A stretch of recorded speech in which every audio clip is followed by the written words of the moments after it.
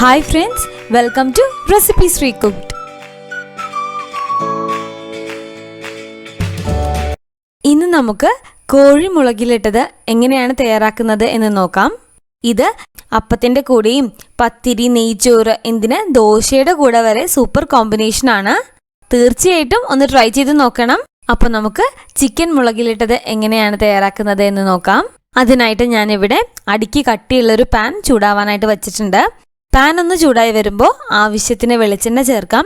ഞാനിവിടെ ഒരു 3 table spoon വെളിച്ചെണ്ണ ചേർക്കുന്നുണ്ട്. ഇതുപോലെയുള്ള നാടൻ കറികൾ ചെയ്യുമ്പോൾ എപ്പോഴും വെളിച്ചെണ്ണ തന്നെയാണ് നല്ലത്. എണ്ണയൊന്ന് ചൂടായി വരുമ്പോൾ ഒരു 1/4 ടീസ്പൂൺ ഉലുവ ചേർക്കാം. ഉലുവയൊന്ന് നന്നായിട്ട് മൂത്ത് വരുമ്പോൾ ഇഞ്ചിയും വെളുത്തുള്ളിയും ചേർക്കാം. 1 ഇഞ്ച് വലുപ്പത്തിലെ ഒരു ചെറിയ കഷ്ണം ഇഞ്ചിയും ഒരു 6 അല്ലി വെളുത്തുള്ളിയും ചതച്ചതാണ് ചേർക്കുന്നത്.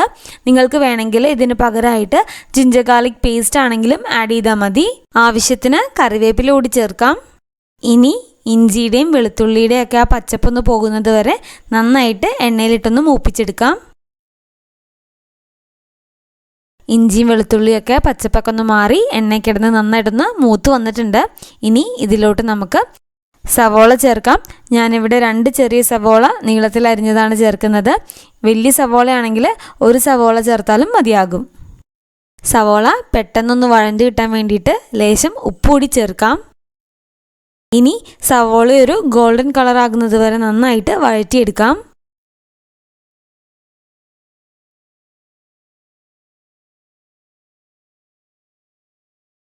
സവോള നല്ല ഗോൾഡൻ കളറായിട്ടുണ്ട്. ഇനി ഇതിലോട്ട് നമുക്ക് പൊടികൾ ചേർക്കാം. ആദ്യമായിട്ട് 1/2 ടീസ്പൂൺ മഞ്ഞൾപ്പൊടി ചേർക്കാം. കൂടെ തന്നെ 3 ടീസ്പൂൺ കാശ്മീരി മുളക് പൊടി ചേർക്കാം. കാശ്മീരി മുളക് പൊടി ആവുമ്പോൾ കറിക്ക് നല്ലൊരു നിറം ഉണ്ടാവും. അതുപോലെ തന്നെ എരിവിനനുസരിച്ചിട്ട് മുളക് പൊടിയുടെ അളവിൽ മാറ്റം വരുത്താനായിട്ട് പ്രത്യേകം ശ്രദ്ധിക്കണം. ഇനി നിങ്ങൾ കാശ്മീരി മുളക് പൊടി അല്ല ചേർക്കുന്നത് എന്നുണ്ടെങ്കിലും അതിനനുസരിച്ചിട്ട് മുളക് പൊടിയുടെ അളവിൽ മാറ്റം വരുത്തണം. ഇതിലോട്ടിനി നമുക്ക് മല്ലിപ്പൊടി ചേർക്കാം. ഞാനിവിടെ 1/2 ടീസ്പൂൺ മല്ലിപ്പൊടി ചേർക്കുന്നുണ്ട്. ഇനി മുളക് പൊടിയുടെയും മല്ലിപ്പൊടിയുടെയും മഞ്ഞൾപ്പൊടിയുടെയൊക്കെ പച്ചപ്പൊക്കെ ഒന്ന് മാറി നന്നായിട്ട് മൂത്ത് വരണം. അതുവരെ നന്നായിട്ട് വഴറ്റിയെടുക്കാം. ഇതിലോട്ടിനി മീഡിയം സൈസിലുള്ള 2 തക്കാളി നീളത്തിൽ അരിഞ്ഞത് ചേർക്കാം. ഇതിലോട്ട് ഞാനൊരു 1/4 കപ്പ് വെള്ളം കൂടി ചേർക്കുന്നുണ്ട്. ഇനി തക്കാളിയൊക്കെ നന്നായിട്ട് സോഫ്റ്റ് ആയിട്ട് നന്നായിട്ട് ഉടഞ്ഞ് ആ പാനിൽ നിന്നൊക്കെ വിട്ട് വരുന്ന ഒരു പരുവാവുന്നത് വരെ നന്നായിട്ട് വഴറ്റിയെടുക്കണം.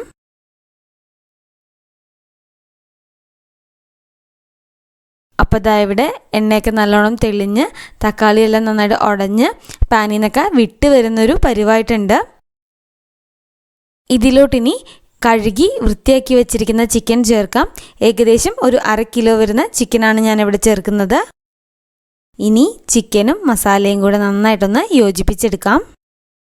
ഇതിലോട്ടിനി ആവശ്യത്തിന് ഉപ്പ് ചേർക്കാം. ഉപ്പും കൂടെ ചേർത്ത് നന്നായിട്ടൊന്ന് മിക്സ് ചെയ്തെടുക്കാം. ഇതിലോട്ടിപ്പോൾ വെള്ളം ചേർക്കേണ്ട കാര്യമില്ല. ചിക്കനിൽ നിന്ന് ആവശ്യത്തിന് വെള്ളം ഇറങ്ങും.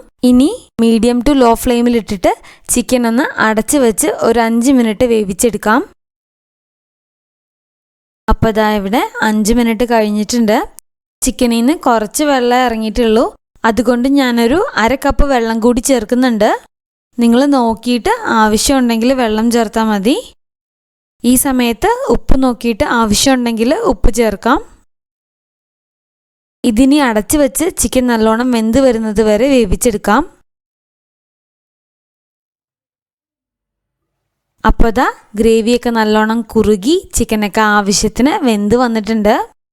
കോഴി മുളകിലിട്ടത് ഇതുപോലെ കുറച്ച് ചാറോടുകൂടി നന്നായിട്ട് വറ്റിച്ചെടുത്തൊരു പരുവത്തിലും നന്നായിരിക്കും. അല്ലെങ്കിൽ ചിക്കൻ റോസ്റ്റ് പോലെ നന്നായിട്ട് ഗ്രേവി വറ്റിച്ചെടുക്കാം. 2 രീതിയിലും ചെയ്യാം. 2 രീതിയിലും നന്നായിരിക്കും. അപ്പോൾ നിങ്ങൾക്ക് ഏതാണോ താല്പര്യം അതുപോലെ ചെയ്യാം. ഇതിലോട്ടിനി 1 ടീസ്പൂൺ ഗരം മസാല ചേർക്കാം. ഗരം മസാലയ്ക്ക് പകരമായിട്ട് ചിക്കൻ മസാലയാണ് താല്പര്യം എന്നുണ്ടെങ്കിൽ ചിക്കൻ മസാലയാണെങ്കിലും ചേർത്താൽ മതി.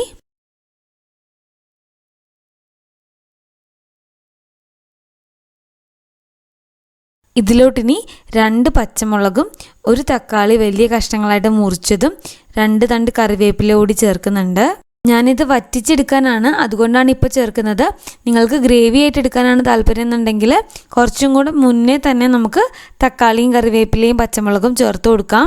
ഇനി ഇത് അടച്ചു വെക്കേണ്ട കാര്യമില്ല. ചിക്കനൊക്കെ ആവശ്യത്തിന് വെന്ത് വന്നിട്ടുണ്ട്. ഇനി തക്കാളിയൊക്കെ ചെറുതായിട്ടൊന്ന് വെന്ത് ഗ്രേവി നന്നായിട്ടൊന്ന് വറ്റിച്ചെടുത്താൽ മാത്രം മതി. ഇതിപ്പോൾ ഞാൻ കുറച്ച് ക്വാണ്ടിറ്റിയിൽ ചെയ്യുന്നത് കൊണ്ടാണ്. അല്ലെങ്കിൽ എപ്പോഴും നല്ല ഗ്രേവിയോട് കൂടിയിട്ടാണ് ഈ കറി തയ്യാറാക്കാറ്. എന്നിട്ട് പിന്നെ എടുക്കുമ്പോഴത്തേക്കും നന്നായിട്ട് വറ്റിച്ചങ്ങ് എടുക്കും. അപ്പോൾ ഇതാ അത്രയേ ഉള്ളൂ, നമ്മുടെ നാടൻ കോഴി മുളകിലിട്ടത് തയ്യാറായിട്ടുണ്ട്. ഗ്രേവിയൊക്കെ ആവശ്യത്തിന് വറ്റിച്ചെടുത്തിട്ടുണ്ട്. ബേസിക് ആയിട്ടുള്ള വളരെ കുറച്ച് ഇൻഗ്രീഡിയൻസ് കൊണ്ട് തയ്യാറാക്കാൻ പറ്റിയൊരു അടിപൊളി ചിക്കൻ കറിയാണ്. തീർച്ചയായിട്ടും ഒന്ന് ട്രൈ ചെയ്ത് നോക്കണം. ഫീഡ്ബാക്ക്സ് അതെന്തായാലും കമൻറ്റ് ചെയ്യാൻ മറക്കരുത്. എല്ലാവർക്കും ഇന്നത്തെ ഈ റെസിപ്പി ഇഷ്ടമായി എന്ന് പ്രതീക്ഷിക്കുന്നു. ഇഷ്ടമായാൽ വീഡിയോ ലൈക്ക് ചെയ്യാനും ഫ്രണ്ട്സും ഫാമിലിയായിട്ട് ഷെയർ ചെയ്യാനും മറക്കരുത്. അതുപോലെ തന്നെ ഇതുവരെ ഈ ചാനൽ സബ്സ്ക്രൈബ് ചെയ്തിട്ടില്ലെങ്കിൽ സബ്സ്ക്രൈബ് ചെയ്ത് നമ്മളെ സപ്പോർട്ട് ചെയ്യുമെന്ന് പ്രതീക്ഷിക്കുന്നു. കൂടെ തന്നെ ആ ബെല്ലൈക്കൺ ഒന്ന് പ്രസ് ചെയ്ത് ഓൾ എന്ന ഓപ്ഷൻ സെലക്ട് ചെയ്യാൻ മറക്കരുത്. അപ്പോൾ വീണ്ടും മറ്റൊരു റെസിപ്പിയുമായി മറ്റൊരു വ്ലോഗിലൂടെ കാണാം. Till then, take care and thanks for watching Recipes Recooked.